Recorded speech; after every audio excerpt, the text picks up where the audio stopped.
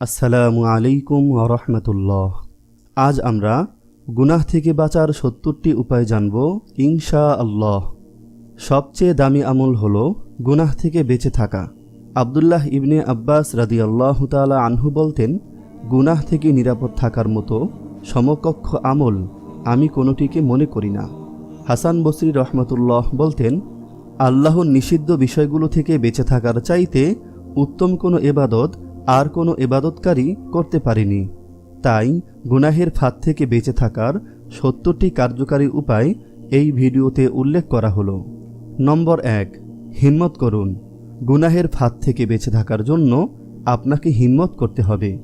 আল্লাহর উপর ভরসা করে এই আত্মবিশ্বাস রাখতে হবে যে ইনশাআল্লাহ আমি পারব। আমার রবের সন্তুষ্টির জন্য দুনিয়ার এই চাকচিক্য থেকে নিজেকে রক্ষা করতে পারব। এইভাবে প্রত্যয়ী হবেন, তাহলে বেঁচে থাকাটা সহজ হবে ইনশাআল্লাহ। নম্বর ২, নিয়ত করুন, গুনাহের সুযোগ পেলেও গুনাহ করব না। কোনো গুনাহকে ছোট মনে করবেন না। দোয়া করুন, গুনাহ থেকে মুক্ত থাকার জন্য দোয়া করুন। নম্বর ৫, মাঝে মাঝে নির্জনে চোখের পানি দিবেন। যে ব্যক্তি আল্লাহর ভয়ে কাঁদে সে জাহান্নামে প্রবেশ করবে না। নম্বর ৬, মুজাহাদা বা চেষ্টা চালান। একদিনে কিংবা এক রাতে আপনি গুনাহ ছেড়ে দিবেন, পবিত্র হয়ে উঠবেন, এটা ভুল ধারণা। বরং এর জন্য কষ্ট করতে হবে, প্রতিনিয়ত চেষ্টা চালাতে হবে। নম্বর ৭, ভাবুন আমার উপর পাহারাদার আছে, আল্লাহ তাআলাকে লজ্জা করতে হবে। ভাবুন আল্লাহর সরাসরি প্রশ্নে কী উত্তর দিব। সবসময় সর্বাবস্থায় আল্লাহ আমার সঙ্গে আছেন, এই কল্পনা ধরে রাখার চেষ্টা করুন। নম্বর ১১, নিজেকে নিজে বলুন আল্লাহকে ভয় করো। গুনাহর পরিণতি নিয়ে ভাবুন, গুনাহ ত্যাগ করার উপকারিতা নিয়ে ভাবুন। হৃদয়ে ঈমানের বীজ যত্ন করে রাখুন। গুনাহের উপকরণ ও উদ্দীপক বিষয়গুলো থেকে দূরে থাকুন। নম্বর ১৬, দুষ্ট বন্ধু ও সাথীর ব্যাপারে সতর্ক থাকুন। ভাবুন আমি শয়তানের সঙ্গী হয়ে যাচ্ছি না তো। মাসে অন্তত ৩ দিন রোজা রাখুন। বিবাহের ব্যাপারে সিরিয়াসলি চিন্তা ও চেষ্টা করুন। কাজের শুরুতে বিসমিল্লাহ বলার অভ্যাস করুন। নম্বর ২১, মনের মধ্যে গুনাহের চিন্তা জাগ্রত হওয়ার সঙ্গে সঙ্গে অর্থের প্রতি খেয়াল করে কয়েকবার পড়ুন আউযু বিল্লাহি মিনাশ শাইতানির রাজিম। এর অর্থ বিতাড়িত শয়তান থেকে আল্লাহর কাছে আশ্রয় চাই। একটু আওয়াজ করে পড়ুন, কমপক্ষে নিজে শুনতে পান এতটুকু আওয়াজ করে পড়ুন। দেখবেন এতে শয়তানের কুমন্ত্রণা কেটে যাবে ইনশাআল্লাহ। নম্বর ২২, হঠাৎ মৃত্যুর বিষয়টি স্মরণে রাখুন। স্মরণ করুন যখন আপনার মরদেহ গোছল দেওয়া হবে। স্মরণ করুন অচিরেই আপনার জানাজা মানুষ কাঁধে করে নিয়ে যাবে। স্মরণ করুন যখন আপনাকে কবরে রেখে দেওয়া হবে। নম্বর ২৬, মাঝে মাঝে কবর জিয়ারত করুন। স্মরণ করুন আপনার প্রতিটি আমল আল্লাহ তাআলার সামনে পেশ করা হবে। গুনাহের প্রবল ইচ্ছা দমনে উক্ত চিন্তা বেশ কাজে আসে। নম্বর ২৮, স্মরণ করুন আপনার অঙ্গ প্রত্যঙ্গগুলো আপনার বিরুদ্ধে সাক্ষী দিবে। স্মরণ করুন আপনার আমলগুলো লিপিবদ্ধ হচ্ছে। পুলসিরাত পাড়ি দেওয়ার কথা স্মরণ করুন। নম্বর ৩১, স্মরণ করুন যখন মিজান স্থাপন করা হবে। নম্বর ৩২, হাদিসে সাওবান মনে রাখবেন, গোপন গুনাহ আমার আমল নষ্ট করে দিচ্ছে না তো।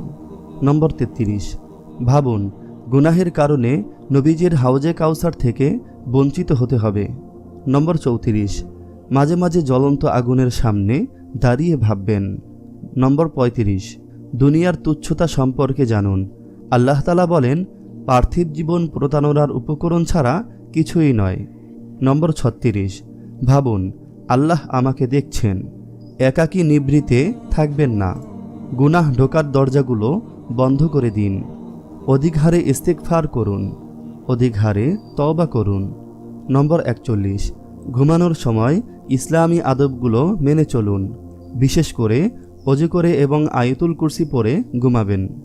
নম্বর ৪২, বেশি করে আল্লাহর জিকির করুন, কেননা জিকির শয়তান থেকে আত্মরক্ষার শক্তিশালী দুর্গ। নম্বর ৪৩, রাস্তাঘাটে চলাফেরার সময় জিকিরের গুরুত্ব দিন। নম্বর 44, সময়ের মূল্য দিন।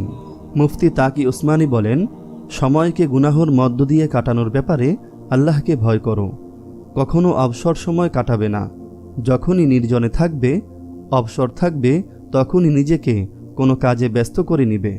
কাজটি দুনিয়ার বৈধ কাজ হলেও অসুবিধা নেই, তবুও আল্লাহর নাফরমানির ভেতর সময় নষ্ট করো না।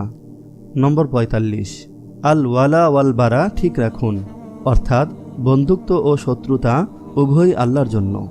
নম্বর 46, ইলম শিখুন। নম্বর 47, প্রতিদিন সকালে মনের সাথে অঙ্গীকার করুন, অর্থাৎ সকালে ঘুম থেকে জেগে নফসের কাছে এ মর্মে অঙ্গীকার নেবে যে আজ সকাল থেকে সন্ধ্যা পর্যন্ত কোনো গুনাহ করব না। আমার দায়িত্বে যত ফরজ, ওয়াজিব এবং সুন্নত আছে সব ঠিকমতো আদায় করব। আমার উপর আল্লাহর যত হক আছে, বান্দার হক আছে, সব পুরোপুরি আদায় করব।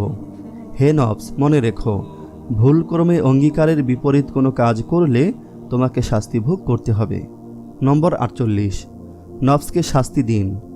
তওবার সাথে সাথে নফসকে একটু শাস্তিও দিন। যেমন নফসকে বলুন, তুমি প্রতিজ্ঞার খেলাপ কাজ করেছ, সুতরাং শাস্তিস্বরূপ তোমাকে 8 রাকাত নফল নামাজ আদায় করতে হবে। নম্বর 49, পুরো দিন নিজের আমলের মুরাকাবা করুন। নম্বর 50, শোয়ার আগে যাবতীয় কাজের হিসাব নিন। নম্বর 51, পরকালের মুরাকাবা করুন, অর্থাৎ প্রতিদিন চোখ বন্ধ করে এই কথার ধ্যান করুন যে এ দুনিয়ায় আমি চিরকাল থাকার জন্য আসিনি। নম্বর 52, অঙ্গ প্রত্যঙ্গের হিসাব নিন। মাঝে মাঝে চোখ বন্ধ করে নিজের অঙ্গ প্রত্যঙ্গের হিসাব নিন। নম্বর 53, ভাবুন আল্লাহ আপনাকে সৃষ্টি করেছেন কেন? কেন আপনি এখনও জীবিত? পাপাচারের মাঝে ডুবে থাকার জন্য? নম্বর 54, মনে রাখবেন আল্লাহ ছাড় দেন, ছেড়ে দেন না। নম্বর 55, ইসলামের সৌন্দর্য, সৌহার্দ্য ও সম্প্রীতি সম্পর্কে জানুন। নম্বর 56, দৃষ্টি সংযত রাখুন। নম্বর 57, এই কল্পনা ধরে রাখুন, আল্লাহ তাআলা বলেন, নিশ্চয়ই আল্লাহ তোমাদেরকে নির্দেশ দিচ্ছেন আমানত তার হকদারকে দিয়ে দিতে। সূরা নিসা আয়াত 58। নম্বর 58, আল্লাহর নিয়মের কথা ভাবুন। নিজেকে বোঝান যে আল্লাহর একটা নিয়ম আছে।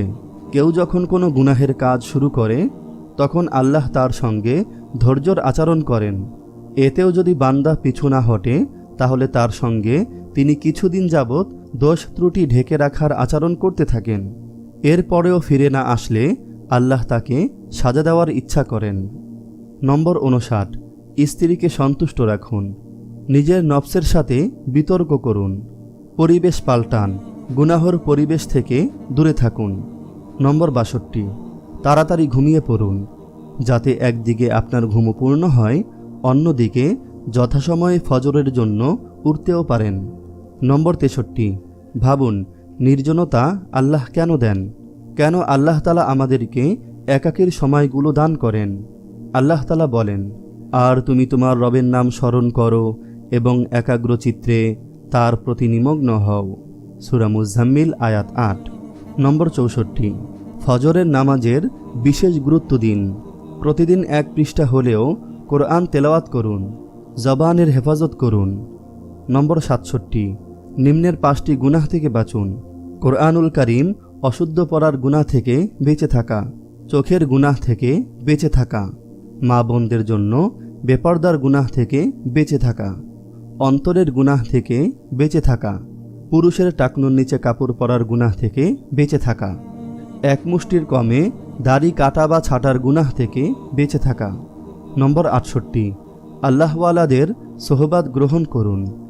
নম্বর 69, আল্লাহওয়ালাদের জীবনী পড়ুন। নম্বর 70, এই দোয়াটি বেশি বেশি পড়ুন। আল্লাহুম্মা ইন্নী আউযু বিকা মিন মুনকারাতিল আখলাকি ওয়াল আমালি ওয়াল আহওয়া। দোয়াটি আবার বলছি, আল্লাহুম্মা ইন্নী আউযু বিকা মিন মুনকারাতিল আখলাকি ওয়াল আমালি ওয়াল আহওয়া।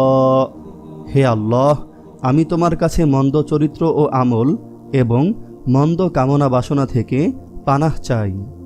আল্লাহ তাআলা আমাদের সবাইকে সকল প্রকার গুনাহ থেকে বেঁচে থাকার তৌফিক দান করুন। আমিন।